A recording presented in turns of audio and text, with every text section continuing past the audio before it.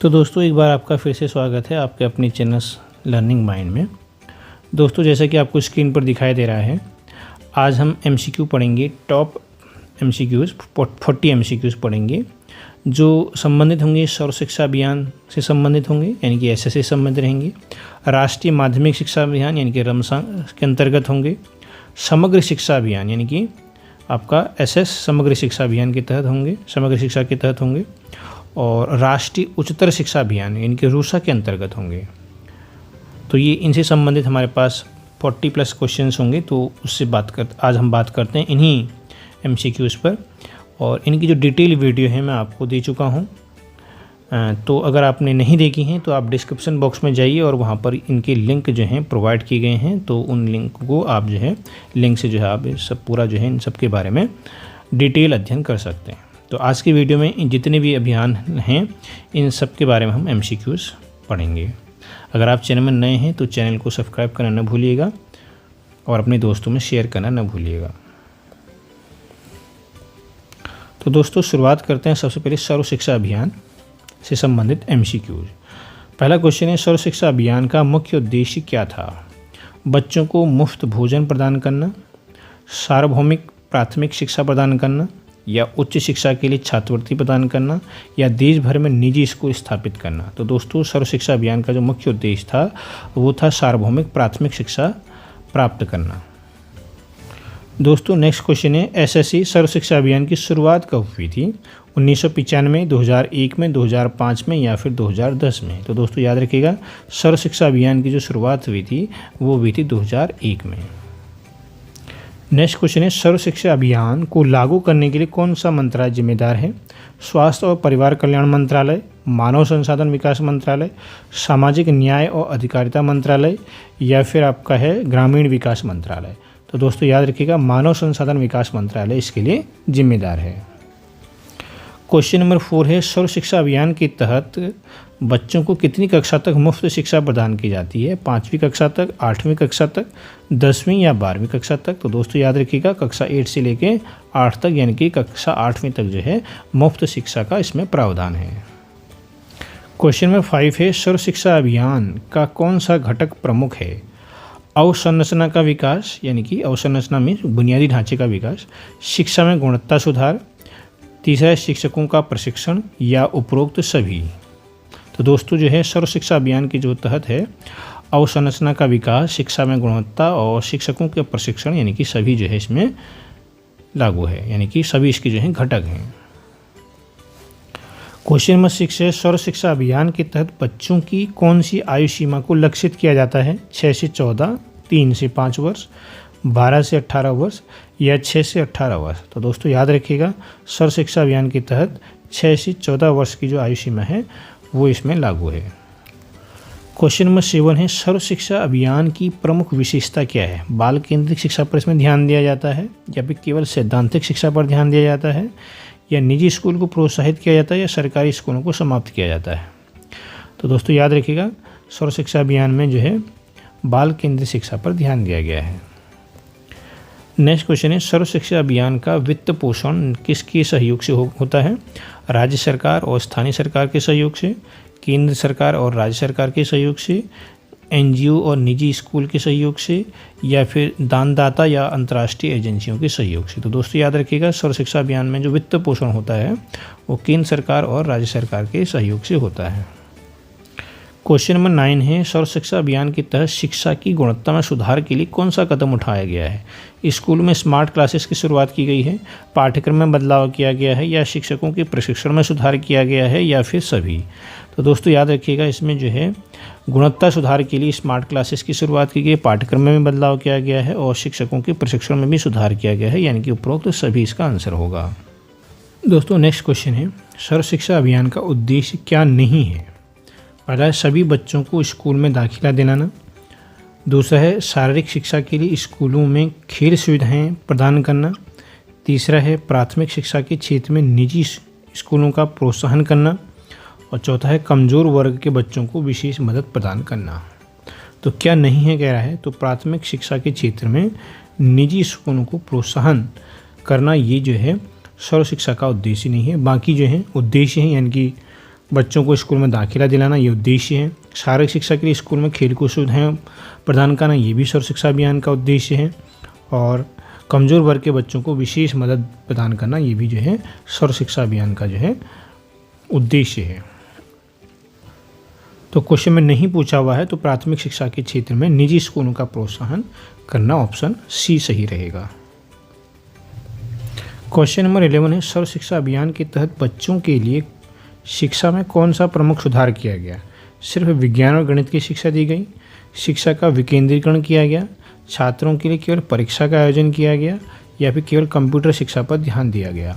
तो याद रखिएगा दोस्तों, एसएससी के तहत जो है बच्चों की शिक्षा में जो प्रमुख सुधार किया गया था वो था शिक्षा का विकेंद्रीकरण। क्वेश्चन नंबर 12 है, एसएससी के तहत जो है शिक्षा के लिए बच्चों को कैसे प्रोत्साहित किया जाता है? शिक्षा के अधिकार को सुनिश्चित करके, बच्चों के लिए मुफ्त पाठ्य सामग्री प्रदान करके, या विशेष शिक्षा योजनाएं लागू करने के, या फिर सभी? तो यहाँ पर सभी आ जाएगा। इनकी विशेष योजनाएं भी लागू की जाएंगी, उनके लिए मुफ्त पाठ्य सामग्री भी प्रदान की जाएगी, और शिक्षा का अधिकार अधिनियम जो है वो भी लागू किया गया था 2009 में, है ना। तो जो शिक्षा का अधिकार अधिनियम है वो 2009 में आया था, और जो लागू हुआ था ये 2010 से लागू हुआ था। क्वेश्चन नंबर 13 है, एसएससी के तहत कौन सा लक्ष्य प्राथमिक विद्यालयों के लिए निर्धारित किया गया है? प्रत्येक बच्चे को गुणवत्तापूर्ण शिक्षा देना, या केवल मुफ्त किताबें देना, या फिर प्राथमिक विद्यालय को निजी बनाना, या बच्चों को 12वीं तक मुफ्त शिक्षा देना? ठीक है, तो यहाँ पर रहेगा गुणवत्तापूर्ण शिक्षा देना। किताबें तो दी जाती हैं, बट यहाँ पर क्वेश्चन क्या कह रहा है? लक्ष्य है। तो लक्ष्य जो है क्या है हमारा? प्रत्येक बच्चे को गुणवत्तापूर्ण शिक्षा देना है।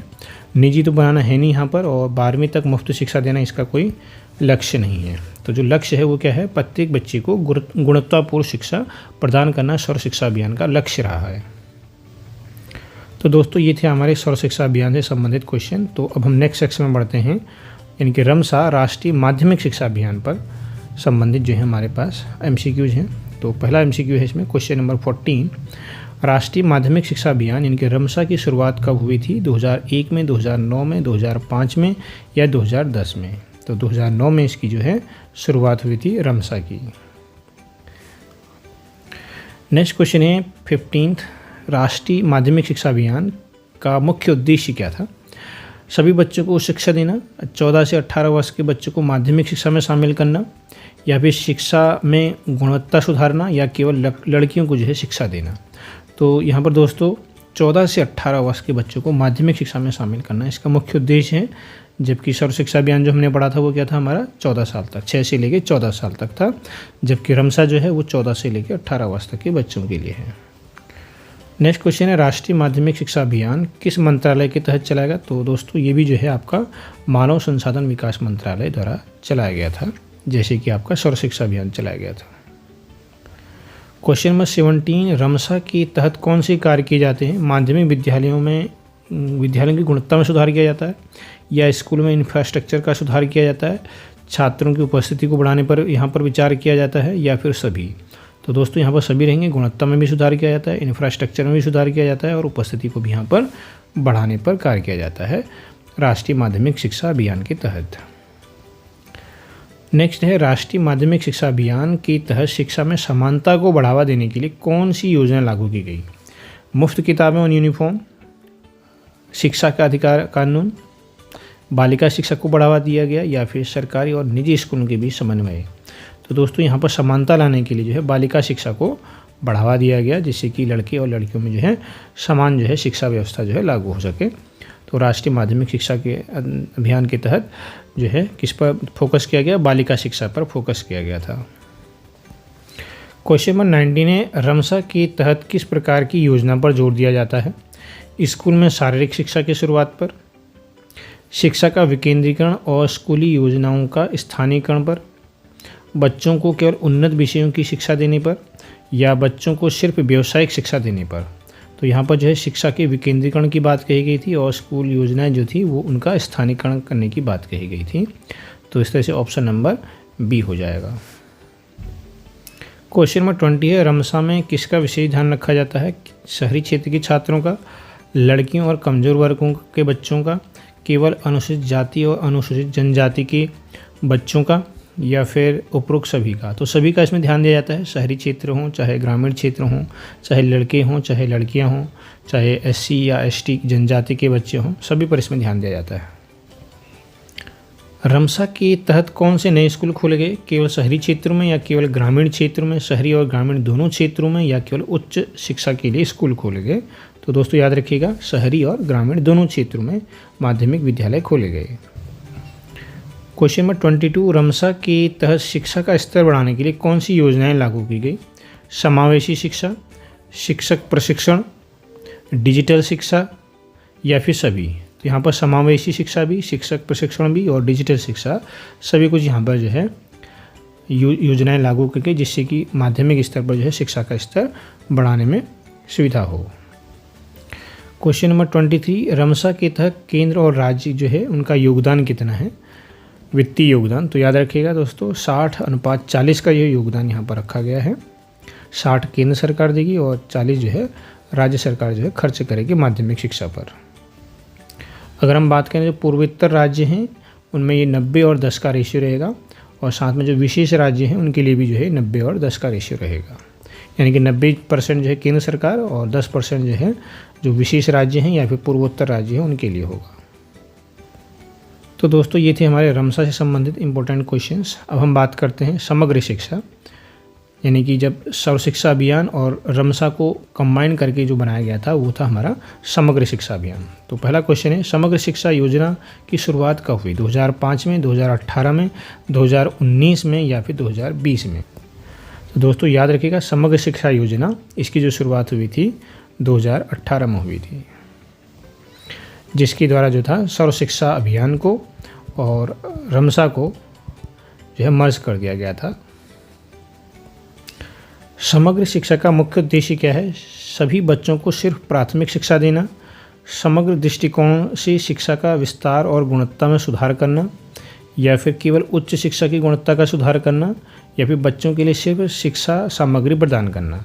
तो दोस्तों इसका जो उद्देश्य है वो क्या है? समग्र दृष्टिकोण से शिक्षा का विस्तार करना और गुणवत्ता में सुधार करना ही समग्र शिक्षा का मुख्य उद्देश्य रहा है। नेक्स्ट है, समग्र शिक्षा योजना किस मंत्रालय के तहत लागू की गई है? महिला एवं बाल विकास मंत्रालय, शिक्षा मंत्रालय, ग्रामीण विकास मंत्रालय या सामाजिक न्याय मंत्रालय? तो दोस्तों याद रखिएगा, शिक्षा मंत्रालय के द्वारा ये योजना लागू की गई है। क्वेश्चन नंबर 27, समग्र शिक्षा योजना के तहत किस प्रकार की शिक्षा को बढ़ावा दिया जाता है? केवल शहरी क्षेत्रों के बच्चों को, बालिका शिक्षा और विशेष जरूरत वाले बच्चों के लिए, या सिर्फ माध्यमिक और उच्च शिक्षा के लिए, या फिर केवल निजी विद्यालयों के बच्चों के लिए? तो दोस्तों याद रखिएगा, समग्र शिक्षा योजना जो है ये जो है आपका बालिका शिक्षा और विशेष ज़रूरत वाले जो बच्चे हैं उनके लिए जो है इसको में शिक्षा को बढ़ावा दिया जाता है। समग्र शिक्षा योजना के अंतर्गत किस पर विशेष ध्यान दिया जाता है? बच्चों को डिजिटल शिक्षा प्रदान करने पर, शिक्षक प्रशिक्षण एवं स्कूल इंफ्रास्ट्रक्चर पर सुधार करने पर, या केवल प्राथमिक शिक्षा पर, या सिर्फ उच्च शिक्षण संस्थाओं के निर्माण पर? तो दोस्तों याद रखिएगा, शिक्षक प्रशिक्षण और स्कूल इंफ्रास्ट्रक्चर में सुधार इस पर जो है विशेष ध्यान दिया गया है समग्र शिक्षा योजना में। क्वेश्चन नंबर 29, समग्र शिक्षा योजना का मुख्य उद्देश्य कौन सा है? सिर्फ बच्चों के लिए मुफ्त किताबें और यूनिफॉर्म प्रदान करना, प्राथमिक और माध्यमिक शिक्षा की गुणवत्ता में सुधार करना, केवल उच्च शिक्षा की गुणवत्ता में बढ़ाना, या फिर सरकारी स्कूलों को निजी बनाना? तो दोस्तों याद रखिएगा, समग्र शिक्षा यानी कि ये क्या है? सर्व शिक्षा अभियान और रमसा दोनों का कंबाइंड है, तो इसमें कहने का मतलब है प्राथमिक शिक्षा भी आ जाएगी और माध्यमिक शिक्षा, यानी कि प्राथमिक शिक्षा और माध्यमिक शिक्षा दोनों इस तरह की जो शिक्षा है उनकी गुणवत्ता में सुधार करना ही समग्र शिक्षा योजना का मुख्य उद्देश्य रहा है। क्वेश्चन नंबर 30, समग्र शिक्षा योजना में किसी प्राथमिकता दी गई है? कमजोर वर्ग के बच्चों को, शहरी क्षेत्र के बच्चों को, या सिर्फ लड़कियों को, या फिर सभी बच्चों को समान अवसर? तो यहाँ पर ध्यान रखिएगा, सभी बच्चों को समान अवसर जो है प्रदान करने की बात की गई है समग्र शिक्षा योजना के तहत। क्वेश्चन नंबर 31 है, समग्र शिक्षा योजना के तहत जो है शिक्षा का अधिकार यानी कि RTE एक्ट जो था 2009 और 2010 में जो है ये इम्प्लीमेंट हुआ था, का पालन कैसे किया जाता है? बच्चों को केवल मुफ्त शिक्षा प्रदान करके इसको पालन किया जाता है, या सभी बच्चों के लिए 1 से 8 तक निःशुल्क और अनिवार्य शिक्षा प्रदान करना, या फिर केवल प्राथमिक शिक्षा में बच्चों का दाखिला कराना, या फिर उच्च शिक्षा के लिए बच्चों को सरकारी सहायता देना। तो समग्र शिक्षा योजना के तहत जो है आरटी का पालन कैसे किया जाता है? तो आरटी का पालन कैसे किया जाता है? सभी बच्चों को अगर हम 1 से लेकर कक्षा 8 तक निःशुल्क और अनिवार्य शिक्षा प्रदान करें तो हम कहने का मतलब है आरटीई एक्ट का पालन कर रहे हैं। आरटीई एक्ट 2009 में आया था और 2010 में जो है ये इम्प्लीमेंट हुआ था। तो इसकी अलग से वीडियो हम लेके आएंगे आपके लिए आरटीई के बारे में। तो आगे हम बढ़ते हैं क्वेश्चन नंबर 32 में। समग्र शिक्षा योजना किस वर्ग के बच्चों के लिए विशेष योजनाएं लागू की जाती हैं? तो केवल विशेष ज़रूरत वाले बच्चों के लिए ही इसमें योजनाएं लागू की जाती हैं, या गरीबी रेखा से नीचे बच्चों के लिए ही योजनाएं लागू की जाती हैं, या बालिका शिक्षा को बढ़ावा देने के लिए योजनाएं चलाई जाती हैं, या सभी के लिए? तो दोस्तों याद रखिएगा, सभी के लिए, विशेष ज़रूरत वाले बच्चों के लिए भी, गरीबी रेखा से नीचे के बच्चों को भी, और बालिका शिक्षा तो इसमें है ही। तो सभी के लिए यहाँ पर जो है योजनाएं जो हैं लागू की जाती हैं, इसीलिए इसका नाम है समग्र शिक्षा योजना। क्वेश्चन नंबर 33 है, समग्र शिक्षा योजना के तहत बच्चों को किस प्रकार की अतिरिक्त सहायता दी जाती है? बच्चों को निःशुल्क शिक्षा सामग्री दी जाती है, या स्कूल में डिजिटल शिक्षा की सुविधाएं प्रदान की जाती हैं, या छात्रों के लिए भोजन और छात्रवृत्ति की सुविधा प्रदान की जाती है, या सभी?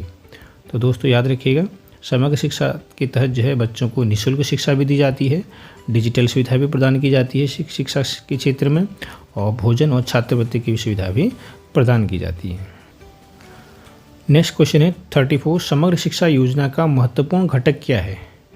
बच्चों के लिए शिक्षा सामग्री का वितरण करना, बच्चों को खेलने के लिए आउटडोर गेम का प्रशिक्षण देना, या फिर बच्चों की क्षमता के अनुसार शिक्षा देना, या फिर इसमें है बच्चों के लिए केवल भाषा शिक्षा की व्यवस्था करना। तो दोस्तों समग्र शिक्षा योजना के तहत जो है एक महत्वपूर्ण जो घटक है वो क्या है? तो सबसे महत्वपूर्ण जो घटक है इसमें शिक्षा सामग्री का वितरण करना, ये कोई घटक नहीं है, ठीक है, तो इसको हम कैंसिल करेंगे। आउटडोर गेम करा देना ही ये इंपॉर्टेंट घटक नहीं है। यहाँ पर हम क्या करेंगे, सी ऑप्शन में टिक करेंगे, बच्चों की क्षमता के अनुसार हम क्या करेंगे, यहाँ पर शिक्षण करेंगे, तो उसमें सभी कुछ आ जाएगा उनकी क्षमता के अकॉर्डिंग। क्वेश्चन नंबर 35 है, समग्र शिक्षा योजना में किसी शिक्षा का अधिकार प्राप्त होता है? 6 से 14 वर्ष के बच्चों के लिए, 14 से 18 वर्ष के बच्चों के लिए, या 3 से 6 वर्ष के बच्चों के लिए, या सभी बच्चों के लिए? तो दोस्तों समग्र शिक्षा योजना में जो शिक्षा का अधिकार है वो 6 से लेकर 14 वर्ष के बच्चों के लिए ही होता है, न कि 14 से 18, ठीक है। तो दोस्तों ये थे आपके समग्र शिक्षा से संबंधित इम्पोर्टेंट क्वेश्चंस। तो अब हम आगे बढ़ते हैं। नेक्स्ट और अंतिम होगा हमारा राष्ट्रीय उच्चतर शिक्षा अभियान यानी कि रूसा से संबंधित बहुविकल्पी प्रश्न। तो दोस्तों क्वेश्चन नंबर 36 है, रूसा की शुरुआत कब हुई थी? 2006 में, 2010 में, या फिर 2013 में, या फिर 2016 में? तो रूसा की शुरुआत हुई थी 2013 में, याद रखिएगा। रूसा का मुख्य उद्देश्य क्या है? प्राथमिक शिक्षा में सुधार करना, उच्च शिक्षा की गुणवत्ता और पहुंच को बढ़ावा देना, तकनीकी शिक्षा को बढ़ावा देना, या फिर केवल बालिकाओं को शिक्षा देना। तो यहाँ पर याद रखिएगा उच्च शिक्षा की गुणवत्ता और पहुंच को बढ़ाना ही जो है रूसा का मुख्य उद्देश्य है। तो रमसा जैसे माध्यमिक शिक्षा के लिए था, वैसे ही रूसा जो है उच्च शिक्षा के लिए था। और इसकी जो समिति बनी थी वो भी जो है आपका यशपाल समिति बनी थी रूसा के अंतर्गत, ये भी ध्यान रखिएगा। रूसा योजना किस मंत्रालय द्वारा संचालित होती है? तो ये भी क्या होती है आपकी शिक्षा मंत्रालय के द्वारा संचालित होती है। नेक्स्ट क्वेश्चन है 39, रूसा योजना का फोकस किस प्रकार की शिक्षण संस्थाओं पर है? केंद्रीय विश्वविद्यालयों पर है, या राज्य और सरकारी जो सहायता प्राप्त उच्च शिक्षण संस्थाएं उनके लिए है, या निजी विद्यालयों के लिए है, या तकनीकी शिक्षा संस्थान के लिए? तो दोस्तों याद रखिएगा जो रूसा है वो है राज्य के लिए और सरकारी जो सहायता प्राप्त उच्च शिक्षण संस्थाएं हैं ना उनके लिए फोकस रहता है रूसा उच्चतर है ना शिक्षा अभियान जो है। नेक्स्ट क्वेश्चन है 40, रूसा का उद्देश्य क्या है? छात्रों को मुफ्त शिक्षा प्रदान करना, उच्च शिक्षा प्रणाली को विकेंद्रीकृत और समावेशी बनाना, शिक्षा में केवल अनुसंधान को बढ़ावा देना, या केवल लड़कियों के लिए विशेष कॉलेज स्थापित करना? तो दोस्तों याद रखिएगा रूसा राष्ट्रीय उच्चतर शिक्षा अभियान, इसका जो उद्देश्य है वो है उच्च शिक्षा को विकेंद्रीकृत करना और समावेशी बनाना। यानी कि केंद्रीकृत नहीं करना है, यानी कि स्वायत्तता प्रदान करना। विकेंद्रीकरण से ही क्या होगा, हर यूनिवर्सिटी की अपनी क्या हो, स्वायत्तता होगी और सभी के लिए जो होगी समावेशी शिक्षा होगी। और एक चीज़ ध्यान रखिएगा, रूसा में का फुल फॉर्म में पूछ देता है, तो यहाँ पर जो यू है उसका मतलब याद रखिए उच्चतर है। तो आपके ऑप्शन जो क्वेश्चन होगा उनमें जो ऑप्शन आएंगे उसमें उच्च भी आएगा और कोई आएगा तो उसमें उच्चतर है या उच्चतम भी लिखा हुआ आएगा, तो कन्फ्यूज़ नहीं कीजिएगा। यू का मतलब यहाँ पर है उच्चतर, ठीक है, उच्चतम नहीं है, नहीं उच्च है। क्वेश्चन नंबर 41 है, रूसा योजना के तहत जो है राज्य सरकार और केंद्र सरकार का योगदान, वित्तीय योगदान पूछ रहा है। तो याद रखिएगा दोस्तों, ये है 60:40 का। क्वेश्चन नंबर 42 है, रूसा योजना के तहत किस पर सबसे अधिक जोर दिया गया है? शिक्षा में डिजिटल तकनीक पर, ग्रामीण क्षेत्रों में जो है उच्च शिक्षा के विस्तार पर, अनुसंधान और नवाचार को बढ़ावा देने पर, या सभी पर। तो दोस्तों याद रखिएगा, रूसा योजना के तहत डिजिटल शिक्षा पर भी जोर दिया गया है, उच्च शिक्षा, ग्रामीण क्षेत्र में उच्च शिक्षा के विस्तार पर भी जोर दिया गया है, अनुसंधान और नवाचार, इन सब को जो है इसमें बढ़ावा दिया गया है, यानी कि option number D. Question number 42, RUSA योजना के अंतर्गत कौन से घटक शामिल हैं? नए कॉलेजों की स्थापना करना, मौजूदा जो कॉलेज हैं उनका क्या करना, उन्नयन करना, या फैकल्टी में जो है सुधार करना, या सभी। तो सभी कुछ आ जाएगा इसमें, नए कॉलेज भी बनेंगे, मौजूदा कॉलेजों का जो है विकास भी होगा और फैकल्टी में भी क्या होगा, सुधार होगा। तो ये तीनों घटक जो हैं इसमें शामिल हैं। क्वेश्चन नंबर 44 है, रूसा के तहत स्वायत्तता का क्या अर्थ है? कॉलेज को वित्तीय स्वतंत्रता देना, कॉलेज को शैक्षणिक और प्रशासनिक स्वतंत्रता देना, कॉलेज का निजीकरण करने की अनुमति देना, या कॉलेज को अनुसंधान कार्य करने की अनुमति देना। तो दोस्तों यहाँ पर स्वायत्तता का जो अर्थ है वो है कॉलेजों को शैक्षणिक में भी और प्रशासनिक दोनों में क्या करना, स्वतंत्रता देना। क्वेश्चन नंबर 45 है, रूसा के तहत छात्रों को और शिक्षकों को किस प्रकार की सहायता प्रदान की जाती है? तो याद रखिएगा, छात्रवृत्ति या फिर शोध और के लिए धन प्रोवाइड करना, या फिर डिस्टेंस लर्निंग प्लेटफॉर्म तक पहुंच, या फिर सभी। तो ये सभी कुछ दिया जाता है इसमें, छात्रवृत्ति भी प्रदान की जाती है और शोध के लिए जो है धन भी आवंटित किया जाता है और डिजिटल लर्निंग जो है प्लेटफॉर्म भी जो है इसमें प्रोवाइड किए जाते हैं। क्वेश्चन नंबर 46 है, रूसा योजना के तहत प्राथमिकता किसे दी जाती है? ग्रामीण और पिछड़े क्षेत्र में उच्च शिक्षा के विस्तार को, शहरी क्षेत्र में कॉलेजों के विस्तार को, विकास को, या केवल अनुसंधान कार्य को, या फिर निजी विश्वविद्यालयों के विस्तार को। तो निजी विश्वविद्यालय तो होंगे नहीं, खाली अनुसंधान कार्य से भी काम नहीं होगा, केवल शहरी कॉलेज में क्षेत्र में हम कॉलेज न बनाएं, उनका ही विकास न करें। तो यहाँ पर आ जाएगा आपका प्राथमिकता किसे दी जाती है? ग्रामीण और पिछड़े क्षेत्रों में उच्च शिक्षा के विस्तार को। इसका मतलब ये नहीं है कि शहरी और अनुसंधान कार्य पर जोर नहीं दिया जाएगा, वहाँ पर भी जोर दिया जाएगा, बट यहाँ पर जो प्राथमिकता जो है वो इसकी बात कर रहा है। तो प्राथमिकता जो कि ग्रामीण और पिछड़े क्षेत्रों में उच्च शिक्षा के विस्तार को दी जाएगी। क्वेश्चन नंबर 47 है, रूसा के तहत गुणवत्ता सुधार के लिए कौन से कदम उठाए जाते हैं? फैकल्टी का प्रशिक्षण, नई शिक्षा तकनीकों का उपयोग, इंफ्रास्ट्रक्चर का विकास, या फिर सभी। तो यहाँ पर उपरोक्त सभी आ जाएगा। रूसा के तहत अगर आपने क्या करना, उच्च शिक्षण संस्थाओं में गुणवत्ता सुधार करनी है तो फैकल्टी का प्रशिक्षण भी करवाना पड़ेगा, नई शिक्षा तकनीकों जो हैं उनका भी उपयोग करना पड़ेगा, इंफ्रास्ट्रक्चर का भी विकास करना होगा, यानी कि उपरोक्त सभी। रूसा योजना का फंडिंग मॉडल क्या है? पूरी तरह से केंद्र सरकार द्वारा है, पूरी तरह से राज्य सरकार के द्वारा है, केंद्र और राज्य सरकार की भी साझा होती है, निजी और सरकारी साझेदारी। तो यहाँ पर जो है केंद्र और राज्य दोनों जो हैं इसमें आपस में साझेदारी करके रूसा योजना पर फंडिंग करते हैं। यानी कि आपको पता ही है, मैंने इससे पहले भी बताया था MCQ में, 60:40 का इस पर रेशियो रहता है। 60% जो है केंद्र सरकार और 40% क्या होगी आपकी राज्य सरकार के बीच जो है वित्तीय साझेदारी होती है।